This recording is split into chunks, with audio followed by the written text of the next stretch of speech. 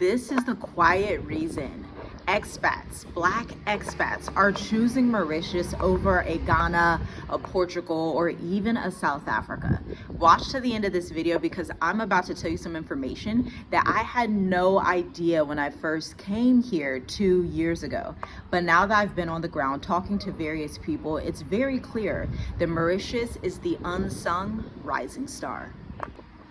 I think African tourism is such a beautiful thing. I remember in 2015, I was just out of high school, 19 years old, and at my mental health job, I would stay up on night shift and I would write all of the countries in Africa because I was so focused on coming to the continent as someone who was a young adult, as someone who saw what was coming down the trajectory. And I was just interested in being able to live there for good. But here's the thing. Most people don't realize that Africa does have some issues like corruption, like healthcare, like bureaucracy. But Mauritius really just makes you have such an easy time here because they are one of the least corrupt countries in Africa, if not the least corrupt country. #1 for economic freedom and doing business. And oh my goodness, the food here is it's inexplainable, okay? I'll be honest with you though, I didn't hear about Mauritius until about 2022. I didn't even know it was a thing. Even when I was writing down all those African countries, I did not know what Mauritius was. I had no idea about living on an island. I was looking at maybe South Africa, Namibia, Ghana. I wasn't even into East Africa really all like that. The only country I knew in East Africa was Rwanda, and that's because when I was growing up in school, we would have this assembly every single year where this lady, she was a white lady, she would take these trips to Rwanda, take pictures of the gorillas, then come back to the school and do the assembly every single year to raise money for the gorillas, okay? I know it sounds wild, but that's what my school life was like growing up. But when I heard about Mauritius and how easy the residency is, how simple it is to get things done on this island, it blew me away. And you know, it's something that you can imagine it being in America. You can even imagine it if you're currently in Kenya, a Tanzania, a South Africa, or wherever on the continent, even a Ghana. But until you get here and see that these people kept their promises, like what's written on the website is actually just what it is, then it makes it that much better for you to stay. It makes it that much easier, and it makes you want to just be so grateful for the time that you get to spend here in paradise, because you also start to understand most people on the earth will never experience this paradise.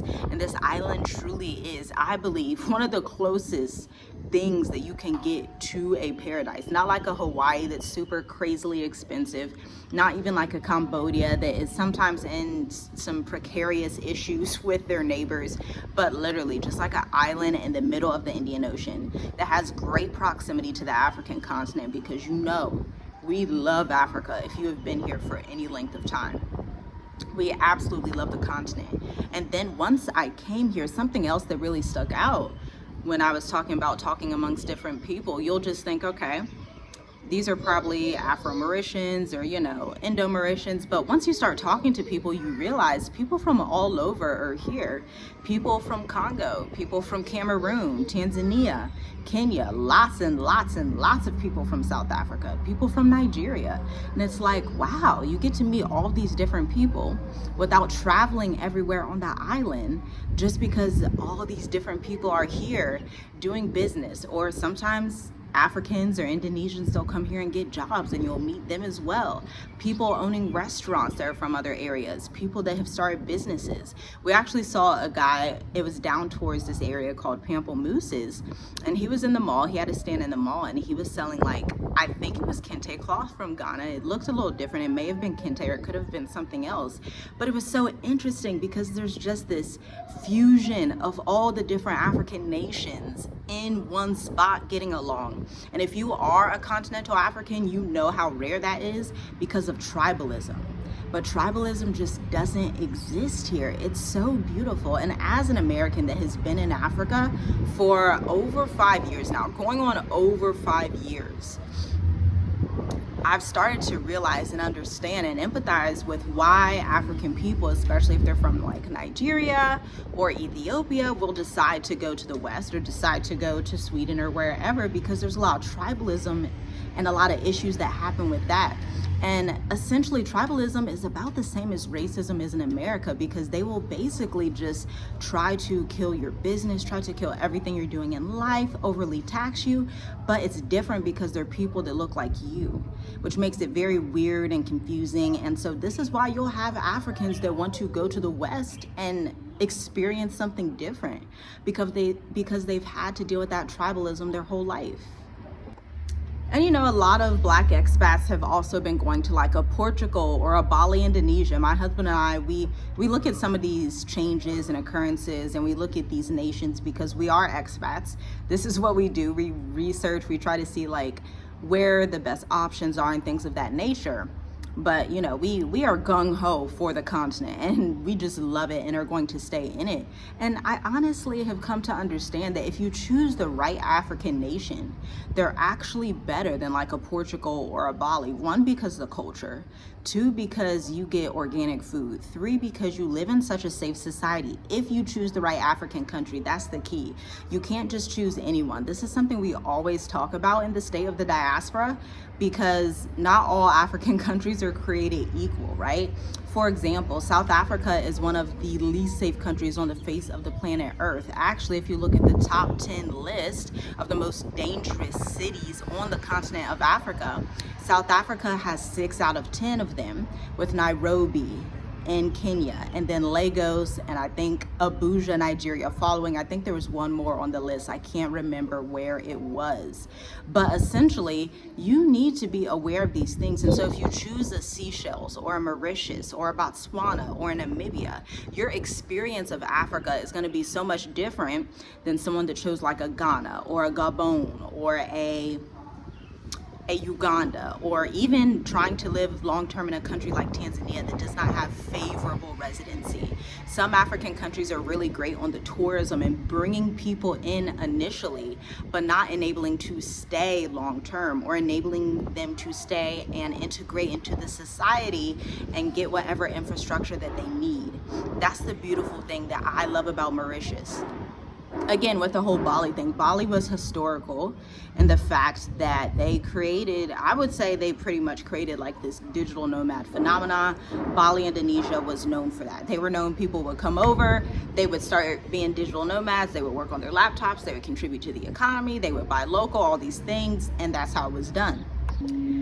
But now there are over 40 countries on planet Earth that have digital nomad visas, and they are increasing as time goes by. And so if you have not experienced a digital nomad visa, I would say you should. If you have not experienced Mauritius, I would say you should. Even if you decide not to stay long term, I truly believe this island is one of those places that really changes your entire outlook on life. Just living like an islander just puts you in a different frame of mind. It gives you more hope, more sustainability. It makes you happier, more jovial.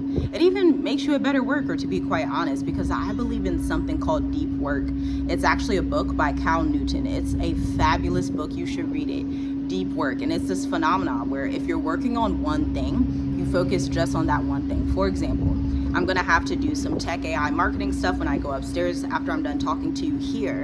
And I'm not going to be looking at my phone. I'm not going to be side chatting with anybody. I'm not going to be on Facebook. I'm not going to be on Instagram. I'm going to just do deep work so that I can produce the best work possible for that time frame. And then after my 2 hours or my hour and a half, whatever I decide to do, I'm going to be done for the day and move on to doing something with my children, or, you know, looking over reading stuff, whatever it is that I have to do with the day. And living in a country like this where there's not a lot of bureaucracy, there's not a lot of crime, there's not a lot of issues and drama and all these things, you can just do deep work and become your best self. So yes, this is exactly why you'll find a lot of Black expats, diaspora as a whole, who come to Mauritius, not just from America or Canada, but from different African nations, because it gives them a new life, a better view, more safety, stability, and sustainability. And that's what really matters in these times.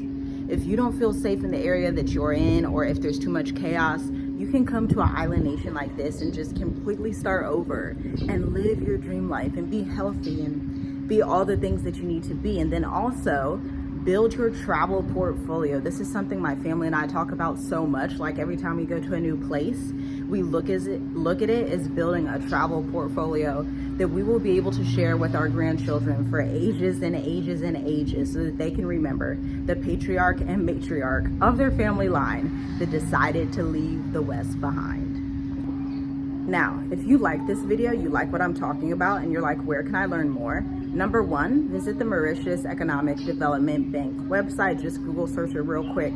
Number two, go to the Mauritius Africa playlist on this channel. We have over 40 videos covering our life in Mauritius, Africa, which is why we don't talk about it as much. Like, we've covered a lot of content. Then we have members only behind the scenes, where you can see some of the adventures we've taken to the zoo, to the botanical garden. We've been to a lot of fun places, and we filmed it all so that you can vicariously travel with us and come on the journey with us, right?